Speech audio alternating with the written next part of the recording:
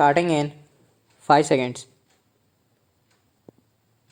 Madam Chairman, I am glad that we are having a debate on the European Common Market. I wish that it had taken place earlier.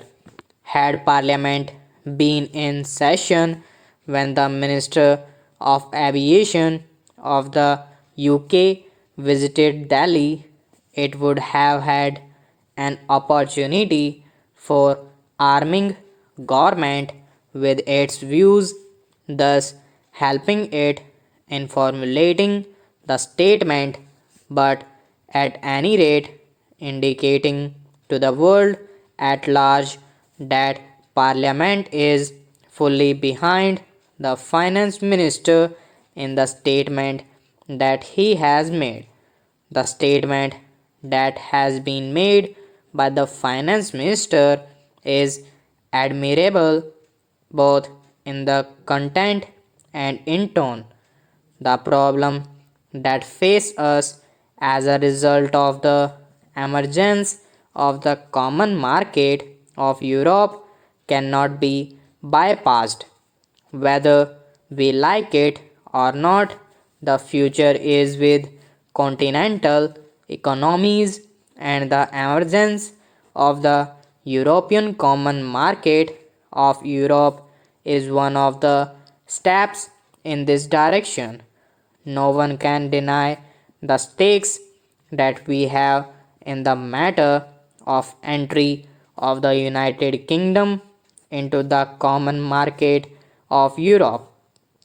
I have done some research into the actual position of our trade, and I think it would perhaps help the House to estimate the magnitude of the problem that is facing us.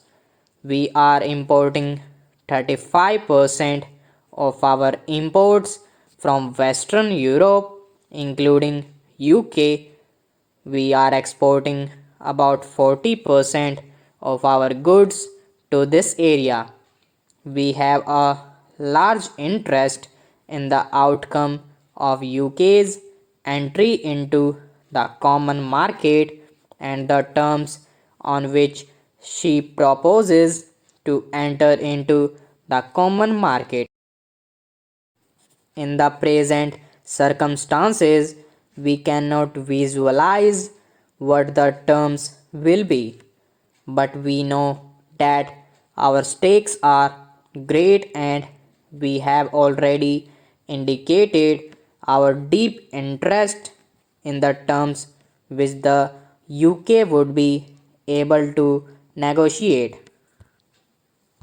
But having made our standpoint clear, it would be unbecoming of us to do anything else except to be prepared for all eventualities. I want the House to realize that while undoubtedly this is a great challenge, we ought to be prepared and not content ourselves with giving expression to certain views which might give the impression to the outside world that we are in a state of panic, to suggest, for instance, that the pattern of our trade should be changed overnight is not realistic. A changeover in trade is no solution. My honorable friend Shri Krishna Reddy pointed out that our balance of payments was most unfavorable with Germany.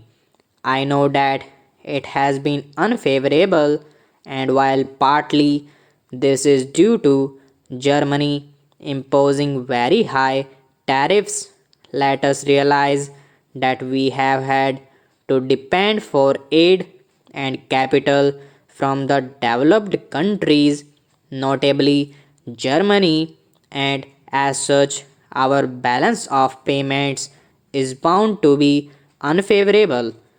It has been recommended by my friend that we ought to think of the pattern of trade being changed so that the Eastern European countries might our main customer. Before us, the advantages of rupee credit and rupee payments are dangled. I only want to sound a note of caution.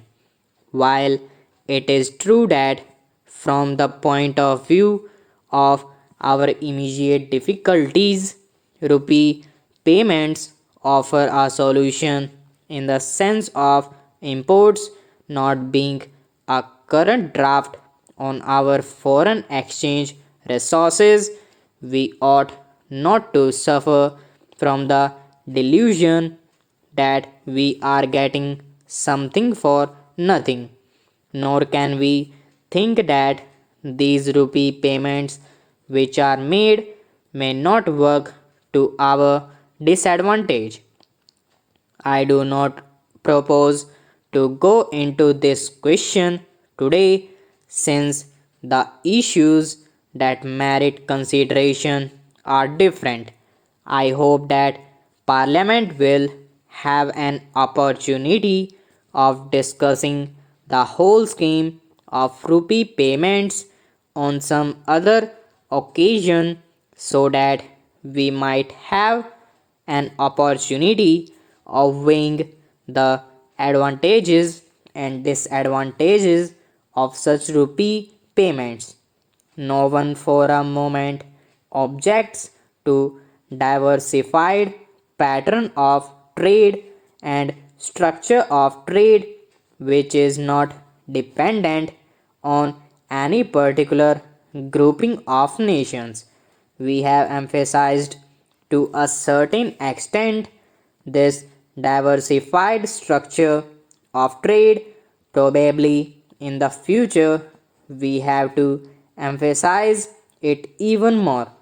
But what is the position today? As it is the terms which can be arranged for UK's entry into the common market are not dependent on that country alone. They are dependent on others as well. This is the position which we face. We should now find out how best we can line with this situation. There is one thing which has to be affirmed on this occasion. I hope Parliament will affirm it because there is a danger of our overlooking it to the extent that we suffer by the new groupings in Europe. The moral responsibility of those countries to compensate us is all the greater. This would be in conformity with the trend of modern things in a modern welfare state. If an individual derives a benefit and others suffers injury, there is a principle of compensation or reparation that comes into operation in such a case. Stop.